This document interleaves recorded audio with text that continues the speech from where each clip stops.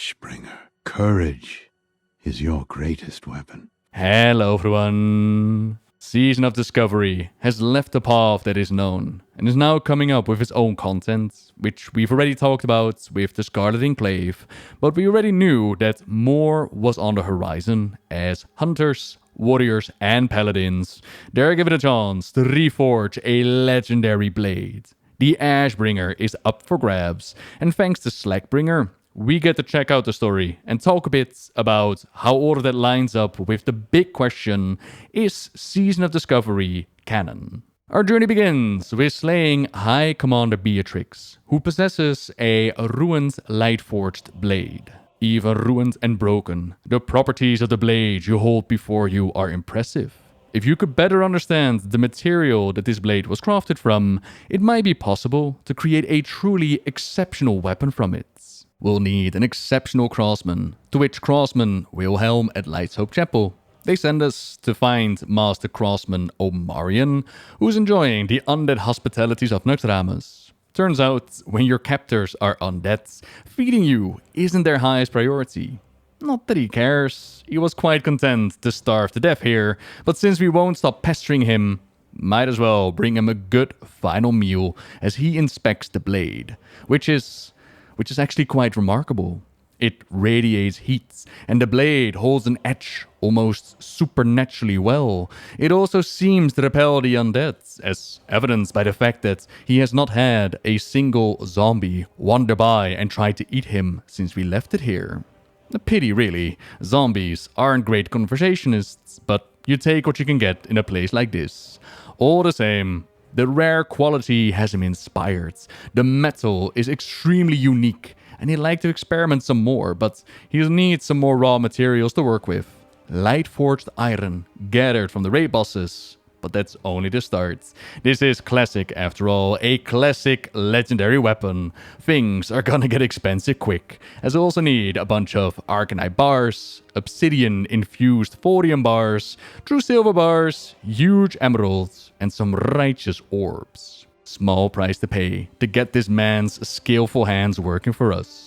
With all that done, all that remains is taking on and taking out Grand Crusader Calderon, current wielder of the Ashbringer. The hour of justice has come. Last time, it was still a bit unclear to me as how it was possible that Calderon got his hands on the weapon to begin with, but a lot of you in the comments pitched in, which was awesome, thank you for that. I don't think that there is 100% confirmed set in stone reason of events. But what we do know is that Calderon was in Naxxramas, and he had the opportunity to take the blade as we took on the horsemen. Signglade said, for anybody who needs it cleared up, the blade that Calderon wields in Naxxramas is the Blade of the Inquisition, the item that replaced the corrupted Ashbringer on the Four Horsemen's loot table. The idea is that during the events of Naxxramas, he is able to steal the Ashbringer and leaves behind his old sword in its place. After acquiring it, he somehow purifies the blade before attempting to retake Tyr's hand. And that somehow is clarified in the Ashbringer REFORGED questline. In Calderon's hubris, he thought that he could force the blade to submit to his will. He stole the lives of his most fervently loyal followers to fuel his attempt to dominate the blade. What he didn't realize is that this power can't be taken by force. Its cleansing must be earned. And perhaps we're the ones worthy of earning that achievement, as the Grand Crusader goes down and the hilt of the Ashbringer is looted. Your hand trembles as it closes on the hilt of the shattered blade. You hold the remnants of a truly legendary weapon, the Ashbringer. Holding what remains of the sword fills you with a sense of icy dread. You could swear that you hear voices in your mind. One voice in particular rings the loudest.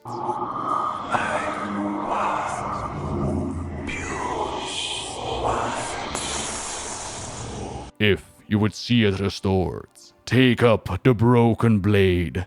This road may only lead to damnation, but I will show you the way. The will of the Ashbringer, an echo of the original owner, Alexandros Mograine, manifests. Something of a witness to the folly of those who think that simply wielding the legendary weapons will make themselves legendary.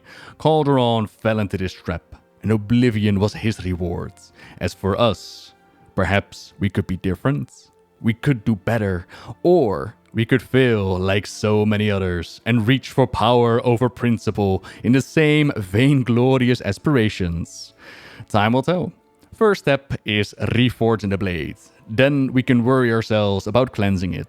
Omarion shows us what he can do with all that we've collected so far, and he makes us the blade. But that is just it. Right now, it's just a blade. Putting the rest of the pieces back together, that's gonna be on us and our ghostly friends. I haven't felt this accomplished in a while, but I have to confess that I have a bad feeling about all of this.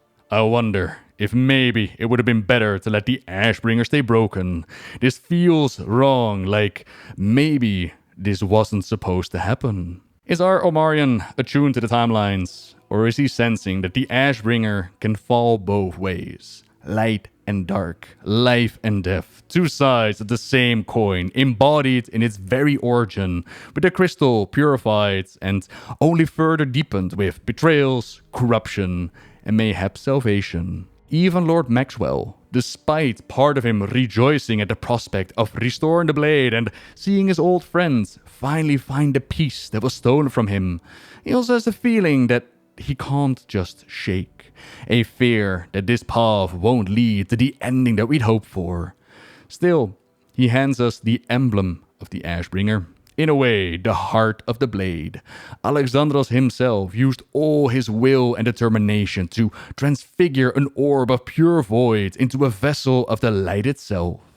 The emblem endured when Calderon fell and the blade shattered, retrieved by adventurers who passed it on to Maxwell Tarosis, who now passes it on to us.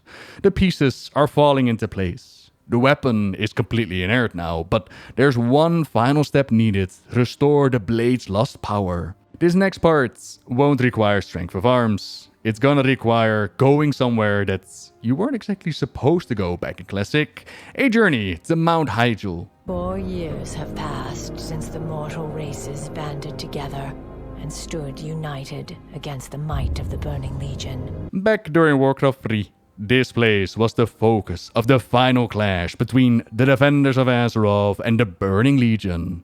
It is now a haunted place, steeped in the power of light and shadow, life and death.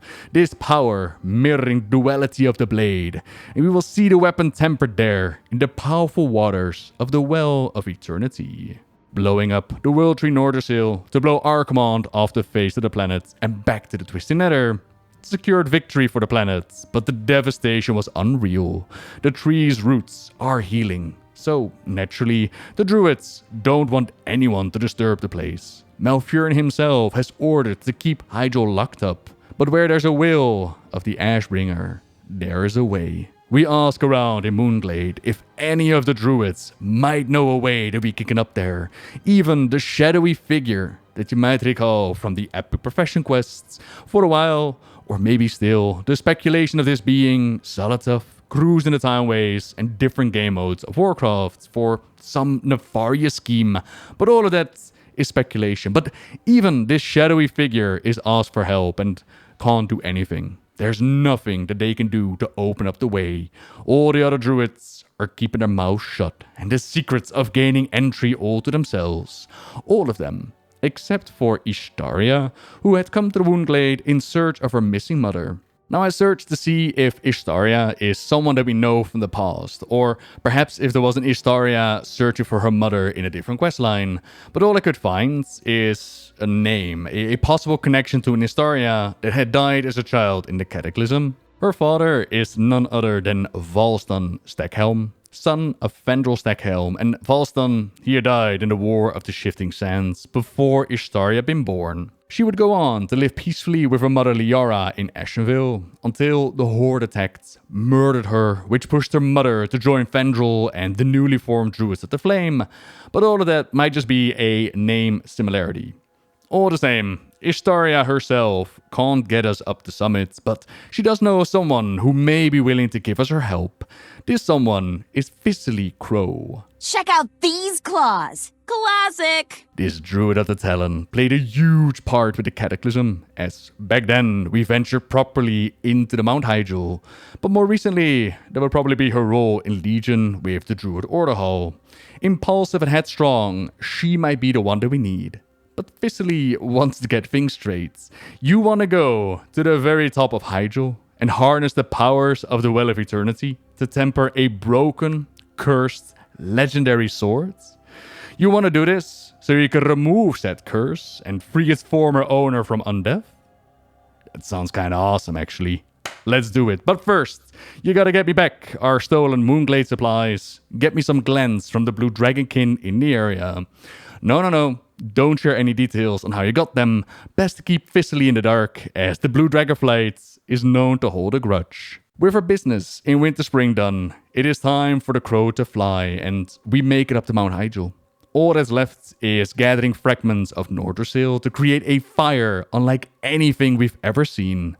It almost seems to have a will and intelligence of its own. The blade is heated and then plunged into the waters of the Well of Eternity. Now that right there is one beautiful, corrupted Ashbringer.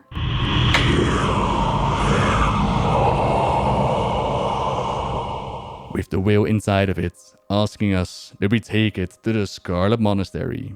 I've seen this before. Alexandros Mograine was murdered by his son, and the weight of that betrayal is a shackle around his very soul. The Ashbringer was as much the man as the sword itself, and the blade will not find peace until the spirit of Alexander himself does.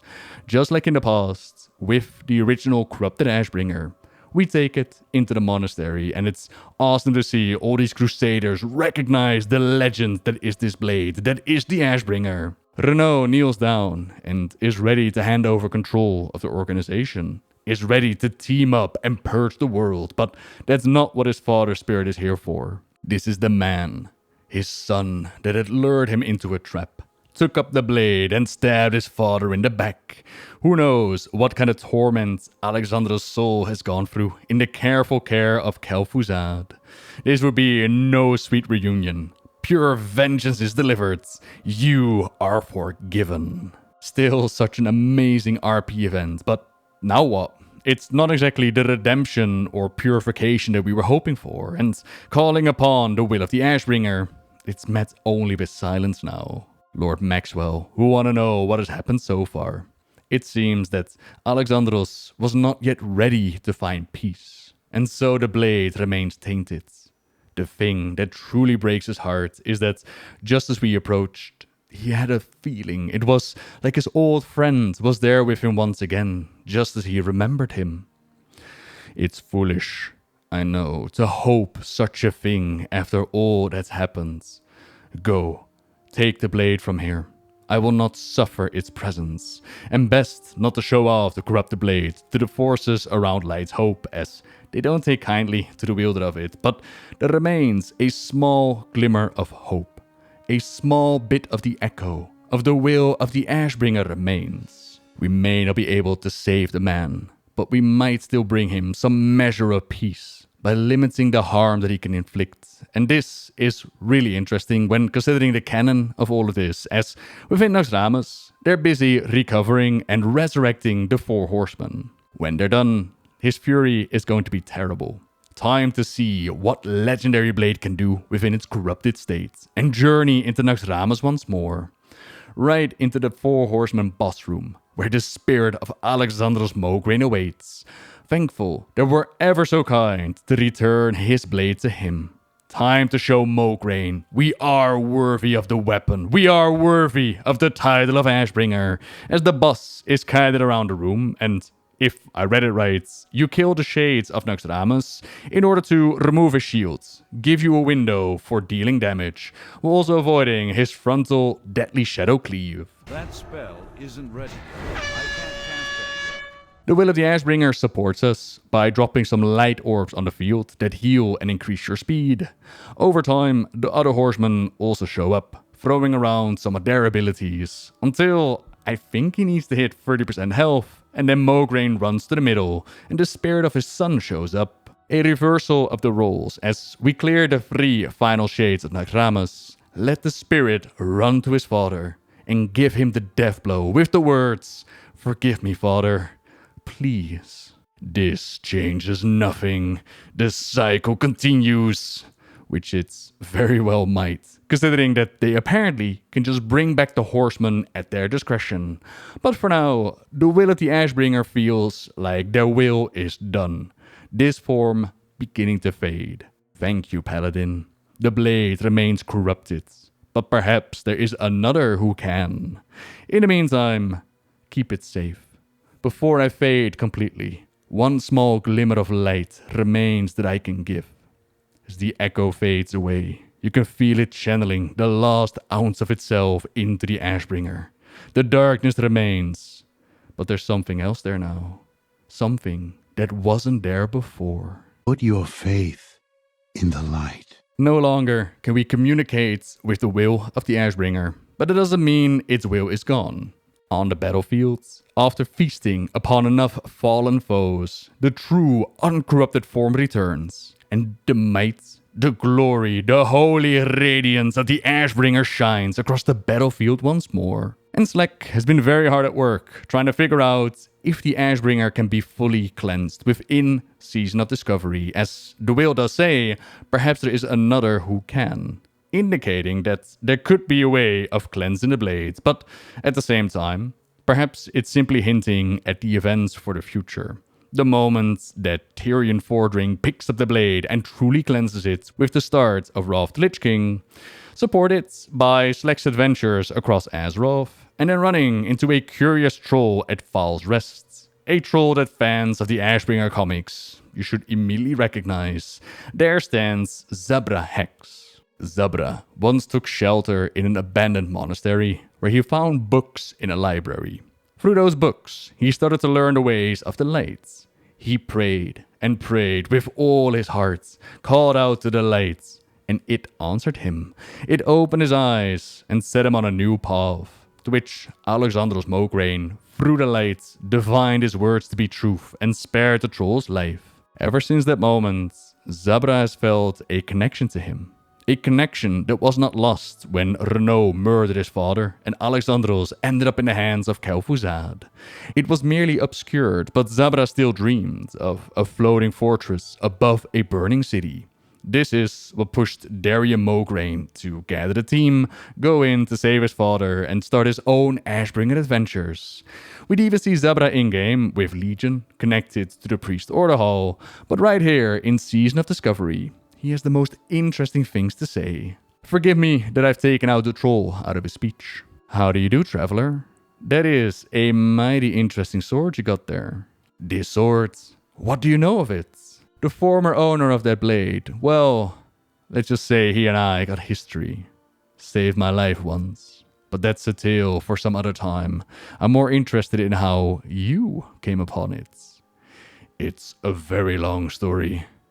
I got nowhere to be. Very well.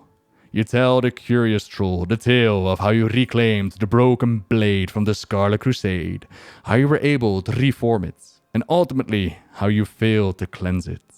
Well, that is quite the tale. I only ask because, well, I've seen that blade and its wielder in my dreams. It has a story of its own, and this is just the start. I've seen a boy standing alone against the darkness, pointing that blade at his very own heart. I see a great army of the dead, and blue lidless eyes filled with a terrible wrath. I've seen an old greybeard begging the light for strength one last time. I see tragedy and blood, but also I see hope. What I don't see, however, is you. Interesting story, troll. I usually just dream of loot and riches. The curious troll chuckles. I bet you do. I bet you do. Well, I suspect you are as good a caretaker for the blade as any. For the time being, keep it safe until it is time for it to be moving on. Until then, mind your history. These things tend to repeat themselves, and that is a warning. Maybe this time, however, things are different? Who knows? Who knows?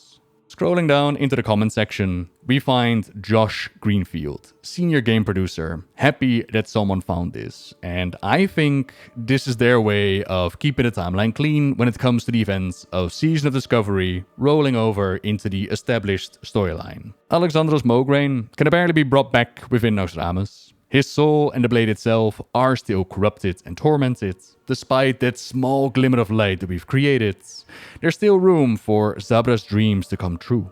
The boy sacrificing himself, Darian Mograine at Light's Hope Chapel, and the skies opening up, bringing righteous light down upon the undead. For then Darian to be handed over to the Lich King.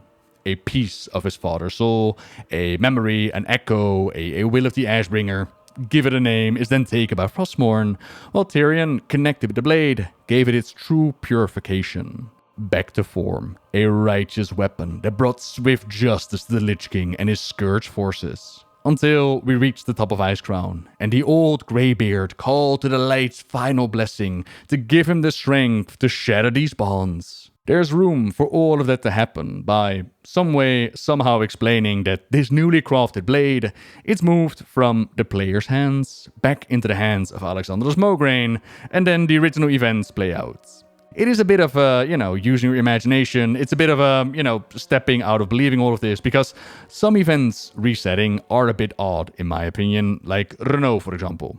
All right, fair enough. You could bring him back, right? It wouldn't be the first time he's resurrected, but is he not going to expect his father to pop out of the blade when Darian shows up? Is he going to go like, oh man, not again? But I can see that at least they're trying to make an attempt to keep the timeline clear. Personally, I'm more intrigued by the idea that you can feed the Ashbringer souls and apparently perform a fake purification, a return to the light, because this adds weight to the idea that the original crystal used to craft the Ashbringer is connected to the Naru. This has always been speculated, considering the crystal's light and void state being similar to what the Naru can perform. For those unaware, the Naru can fall ill, as they describe it, and go into a darkened state. You might recall seeing a Naru in Outland dragging in the souls of the orcs. A Naru does this in order to heal, to restore and return to the light. Is that what's happening on a smaller scale with the Ashbringer? Again, it's still very much speculation. But then to the bigger question, whether or not Season of Discovery is canon, I've seen your opinions on this one, going from sticking to the Blue Post 2 years ago and going like, yep, this is all canon, this is the story that Blizzard now wants, to writing it off as fan fiction. How can they expect us to keep up with Season of Discovery, to keep up with the lore? Why mess with what's already been established?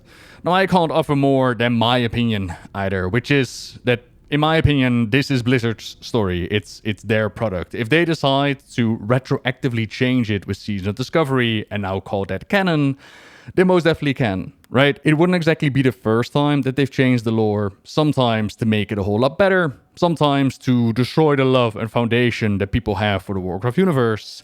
So far, with Season of Discovery, I've seen nothing but cool being put out, right? Like there's being gaps filled in with the storylines, like what we've seen with the Ashbringer here. That's awesome in my opinion. Seeing Lillian Voss in the flesh, or an early version of Putris and the Plague, New Avalon before the Lich King showed up, even the shadowy figure and the potential of it being Xal'atath and the infinite Dragonflight allegiance. It doesn't have to be true.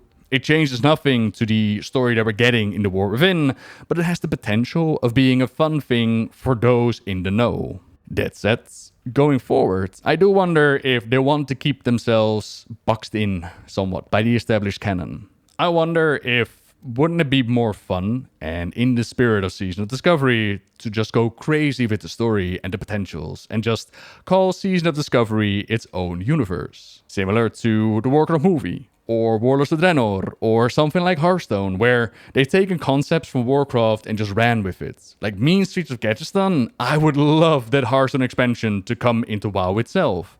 Imagine if something like Season of Discovery ever gets to the point of Mr. Pandaria, and instead of removing Garrosh as the war chief, they keep him on. What kind of scenarios would that lead to? Or what if they would do the Burning Crusade, but they're going to update it to what they added with Legion for the Illidan storyline, so we see early editions of Illidan's demon hunters and their adventures and learn more about his plans.